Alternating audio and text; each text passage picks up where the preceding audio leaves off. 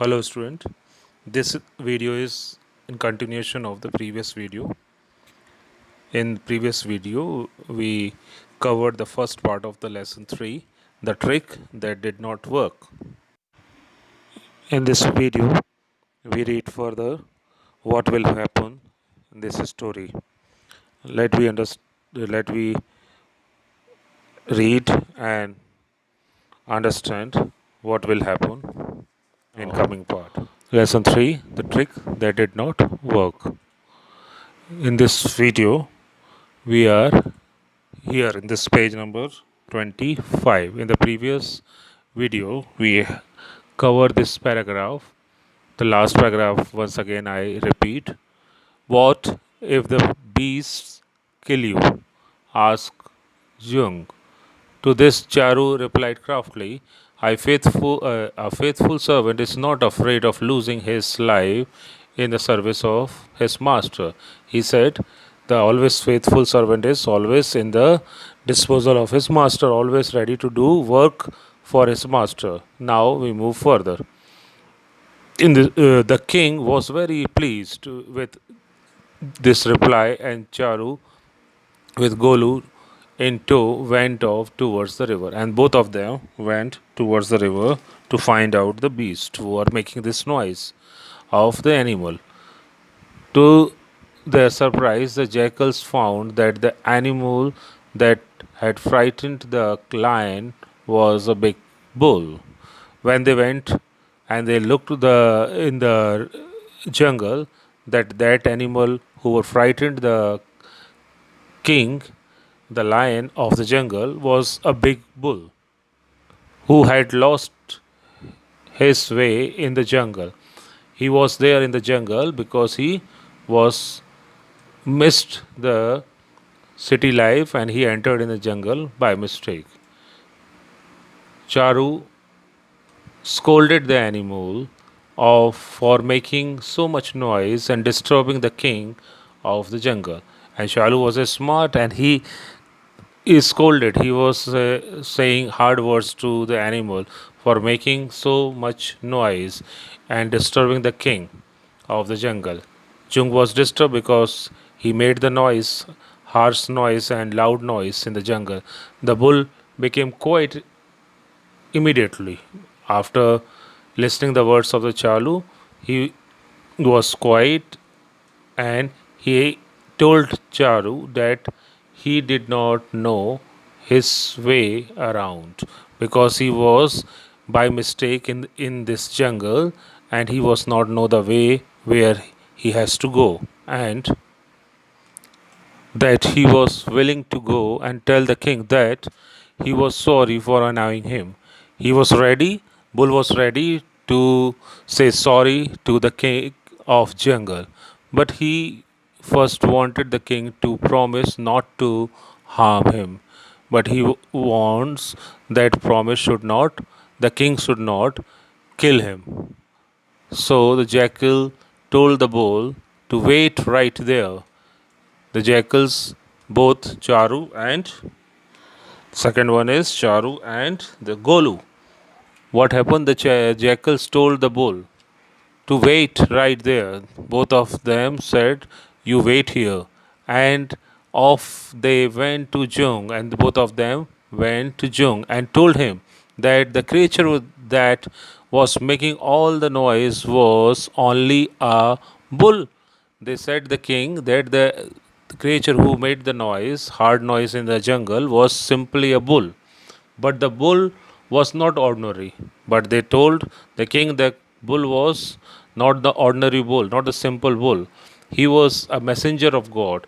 He was sent by the God, and the gods themselves had granted his permission. And God gave the permission to roam wherever he pleased, to move anywhere, wherever he wants. Ah, I should have known, cried Jung. I should know about it. It was clear from his loud and fearless bellowing, because the sound that animal made was very loud and fearless, not afraid of anybody. bellowing that he had extraordinary powers, because the sound itself reveals that it had some extraordinary gift or extraordinary power with him. What should I do now? So the Jung asked his ministers, what should I do now? The cunning Chalu replied, the smart Chalu replied, I told the bull that he might be a king anywhere else. He said, you may be king anywhere, wherever he wishes so. But here only you are the king. And I told the bull that here is the one king, and that is you. Jung sat up very straight and looked very conceited. And after listening this, Jung was very sat up very straight with full of proud. Charu also added, I also told him that if he wants to live in the jungle, he has to come and say sorry to you. I told him that if you want to live in this jungle, say sorry to the king of the jungle, that is in front of you. He must come and say sorry. The lion was so pleased that by now that he was almost purring like a cat. He was so happy with his praise that he was like a cat listening the words, and he is very happy. And what did the bull have to say to that? He wanted to know, and he was very willing to know what's the reply of the bull. Charu replied, he has agreed. He said the bull was agree to come and bow before you on the condition that you promise not to harm him. He was ready to come and say sorry to you if you not harming him. The lion agreed happily, and lion was happily agreed with this bet. The two jackals looked at each other and smiled, and both ministers were happy after listening these words of the lion. They knew that the lion was now completely in their power and would agree to anything they said. Now they came to know that the king was ready to accept whatever they want to do. And soon the bull would be in their power too. And they also agree that the bull was also under their control. The trick was to keep the lion scared of the bull. That was a trick. They made the trick that the lion is scared of the bull. One side, the lion was scared of the bull, and the bull afraid of the lion. On the other side, bull was afraid of the lion. Means both of them afraid each other. So they went and told the bull that they would take him to the lion. They warned him that the king was very short tempered. They told him, the bull, that king was very short tempered and cruel, and very cruel in behavior, but that he need not to be afraid, need not be afraid. He was the king, was cruel, short tempered, but they need not to afraid of it. If you do what we say, if you are ready to accept our command, so you need not to worry about all these things. If you do not do what we say and listen to us always, you will be safe. You are safe because you are ready to follow our suggestions. They told him and promised to protect him from the lion. And they said, if you agree and follow us, you would be safe and you will be protected from the lion. The bull was very grateful to the jackal, and because of that, bull was grateful, thankful to the jackals. He went with them to the king, and they were ready to go in front of the king and bowed low before him and ready to surrender in front of the king. He said to the lion, I'm sorry for making so much noise and disturbing you. And he said sorry to the lion. The lion raised his paw as if he to say it was all right, and lion was forgive the bull.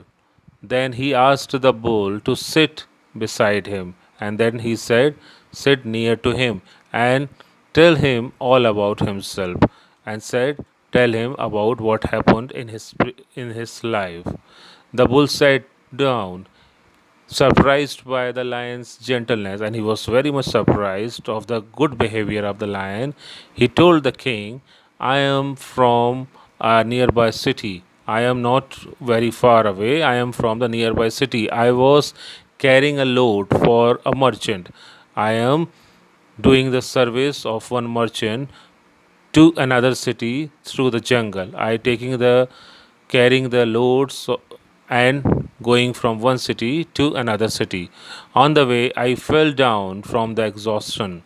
Because of I exhausted, I was tired, so I fell down. The merchant thinking me dead, and merchant thought that I was dead, left me and went away, and he left me and went away from the jungle. But I revived. But after some time, I woke up and gaining strength. In a few days, I fed on the green grass. I ate green grass of the jungle and became strong. And little by little, I gained my energy and I became strong and healthy. However, I was very lonely, although I am all alone here in this jungle. That is why I was calling out like that. That's why I am making bellow noise. He ended. The lion by now had taken a great liking to the bull, and because after listening his story, he had a great liking towards the bull. He told the bull to stay in the jungle and be his friend. He said to the bull, you must stay in this jungle, you are free to do so in the jungle and be his friend always. You will never be lonely now. You are not alone in this jungle, said the lion. Lion said to the bull, you must live with me and tell me tales of the cities. You must be within my company and tell the stories of the city. So the bull stayed on. So the bull was ready and he was staying with the lion. He told Jung many stories about distant places, and he told the many stories which he knew because he was moving from cities to cities with the carrying load. So he told the stories to the king from the different places, and people the lion became so fond of the bull that he almost forgot his ministers. After listening so many stories, he was so much interested in those stories that he forgot about his ministers. Two ministers, Charu and that second one is Golu. So both of them were there, but he was ignoring them. So the king ignoring them, his ministers, both the jackals, he had no time for them now. So he was so much busy with the bull that he had no time, the king had no time spent with the jackals. Thus, the jackals realized, after some time, the jackals, both of them realized that those who try to act too clever, so they were clever, so they acted very clever in the clever manner. So those who try to act too clever and fool others and make fool others end up fooling only themselves. At last, what happened? They are making fool themselves. So the story is saying that you are not be smart. If you are too smart, means you are fooling yourself. You are cheating yourselves. You are cheating some other people, but at last it will be harmful for you.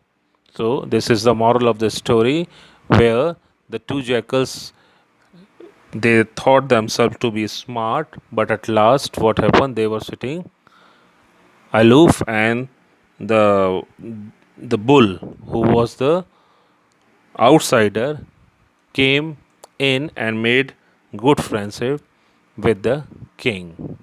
In the next video, we shall solve the exercises of this lesson given on the page number 27, 28, 29, and 30. Until it is advised to go through this lesson 2 or 3 times and find out some difficult words or